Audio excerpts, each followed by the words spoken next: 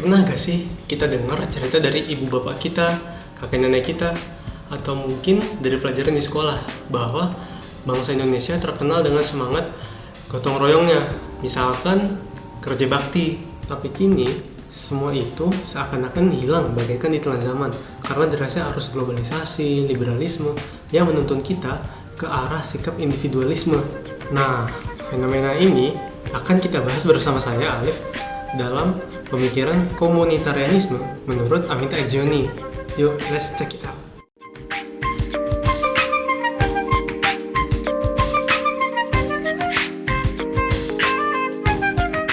Apa yang ada di benak kita ketika mendengar kata komunalisme, komunisme, dan komunitarianisme? Meskipun selintas terdengar sama, nyatanya ketiga kata itu memiliki arti yang berbeda-beda. Dalam konteks tersebut, komunisme menggambarkan kehidupan masyarakat tanpa kelas. Kalau komunalisme artinya kehidupan masyarakat yang dikendalikan secara otoriter oleh kelas elit. Sedangkan komunitarianisme adalah upaya untuk mempererat keintiman di tengah masyarakat melalui kegiatan-kegiatan sosial sehingga terciptalah kebersamaan. Nah, lebih jelasnya lagi, komunitarianisme mendorong masyarakat untuk menciptakan kehangatan dalam ikatan sosial serta kebersamaan dan gotong royong lintas kelas atau kelompok sosial.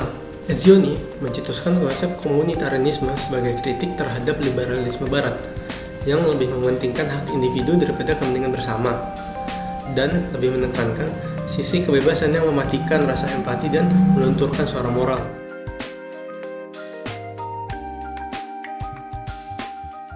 Kalau ngomongin suara moral, itu maksudnya apa sih? Dan dari mana asalnya? Ejzioni menggambarkan suara moral sebagai jiwa komunitarianisme yang merupakan dorongan atau motivasi dalam diri setiap manusia untuk menemukan makna kemanusiaan yang lebih dalam. Agaknya, pada era modern ini, suara moral perlahan pudar seiring berkurangnya makna kemanusiaan menjadi sebuah instrumen atau alat belaka. Individu tidak lagi berelasi kepada sesama dan bantuan sosial telah disalurkan melalui institusi sosial.